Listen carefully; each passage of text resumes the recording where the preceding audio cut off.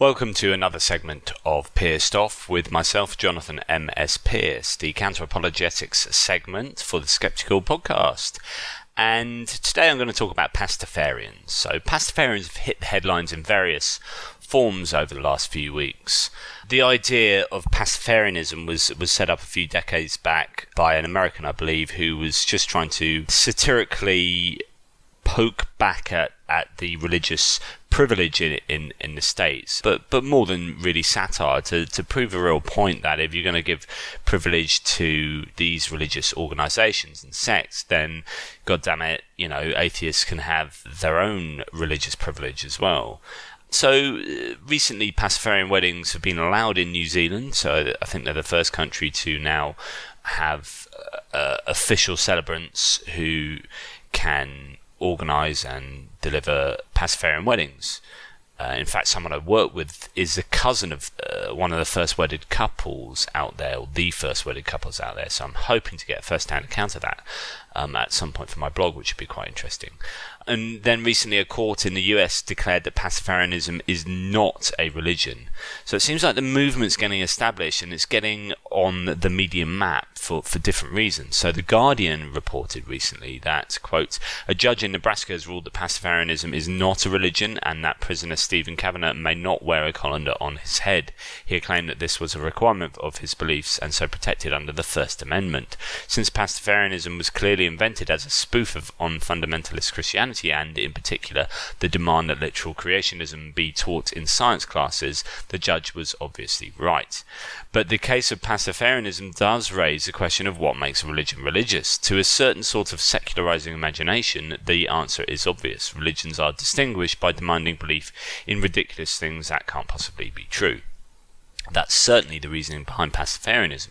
Of course, it's absurd to suppose that the universe was created by a giant bowl of spaghetti. But is it any more absurd than to suppose that dead men can be resurrected or live prophets ride horses through the sky? When Bob Marley shouted Rastafari appointed by God at the end of a concert in London, no one laughed. But if he had shouted Pastafari appointed to God, the effect would have been very different, even though you would have to have a brain baked to the consistency of a hash brownie to suppose that Haile Selassie was actually divine. Absurdity on its own will not usefully distinguish religion from other forms of belief. End quote. So it's interesting. So we come to this interesting question of what defines a religion. Do you have to show that you really believe in some other entity for the system to be defined as religious? Does it have to have a veridical basis to it? What about humanism? What about Buddhism? What about, as the article goes on to hint at, the belief in the US Constitution? I've had arguments with people of all religious persuasions who seem to treat the Constitution as more sacred than the Bible or any other holy book.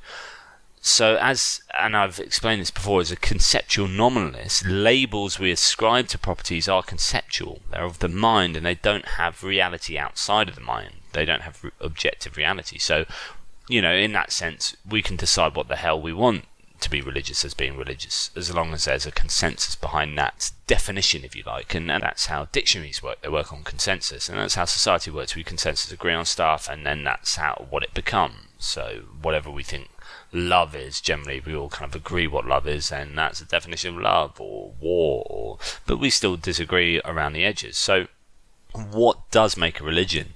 What's the difference between a religion and a cult? Is it just size? Is it about the respect it garners in society? The believability, the more incredible they are, then the more cultish they are. Well, actually, if you really look at the claims of Christianity and Islam, they are pretty damned incredible.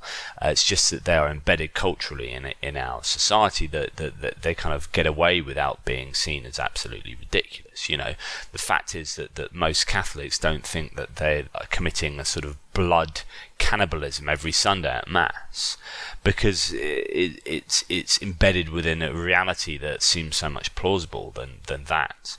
So what is a religion? Why can Pastafarianism not be a religion? And why, therefore, can it not have, if you've got a bunch of people that say this is our religion, this is what we wear for our religious ceremonies, then or for our religious beliefs, then why are they treated so disdainfully and other religious people not? Is it on account of the fact that they know in deep down that there really isn't this bowl of spaghetti floating around and organising stuff?